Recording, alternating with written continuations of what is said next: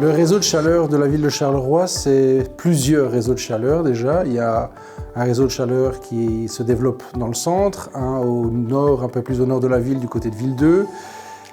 Un qui est envisagé suite à un appel à projet de la région wallonne dans la zone de la ville basse sur les quais de la Sambre, et le plus gros réseau de chaleur de Wallonie qu'on est en train de développer, en tout cas l'étude avance très bien, sur la porte ouest. Un réseau de chaleur, pour prendre l'exemple de celui de la porte ouest, c'est de la récupération de chaleur fatale.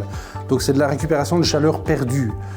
Les aciéries, les grosses industries qui sont sur la zone, comme Industil ou Timarcinelle, émettent énormément de chaleur fatale qui est récupérable d'abord pour elles, pour leur empreinte carbone, parce que si elles récupèrent cette chaleur, elles peuvent diminuer leurs émissions.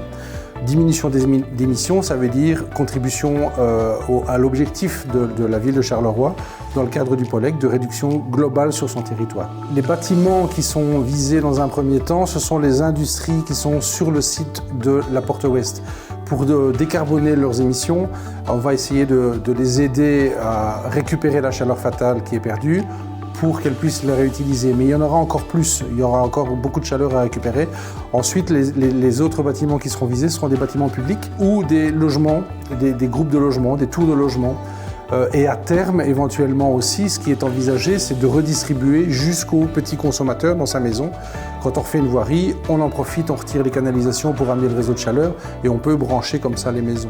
Donc tout type de bâtiment, j'ai envie de dire, peut bénéficier d'un réseau de chaleur. C'est ce qui est dans l'idée de la ville de Charleroi à terme, donc de construire des réseaux de chaleur dans différentes zones pour ensuite les interconnecter et créer un méga réseau de chaleur qui nous permet de nous affranchir d'émissions de CO2 dues à du combustible fossile qu'on essaye de bannir et poursuivre les objectifs qui sont fixés. Avant les défis techniques, il y a les défis d'idées. Il y a un master plan qui est fait.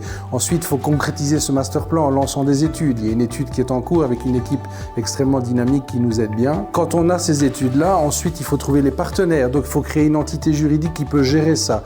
Il faut construire le réseau, il faut gérer le réseau, il faut l'entretenir, il faut l'investissement. C'est beaucoup de personnes à mettre en commun.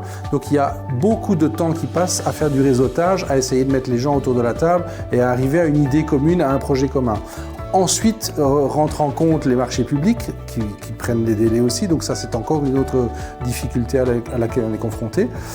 Et puis ensuite viendra les difficultés techniques de terrain, ouvrir les voiries, poser les tuyaux, les dimensionner correctement. Puis après, ce sera la gestion au quotidien et l'entretien et la distribution au cas par cas en fonction des bâtiments qui seront visés.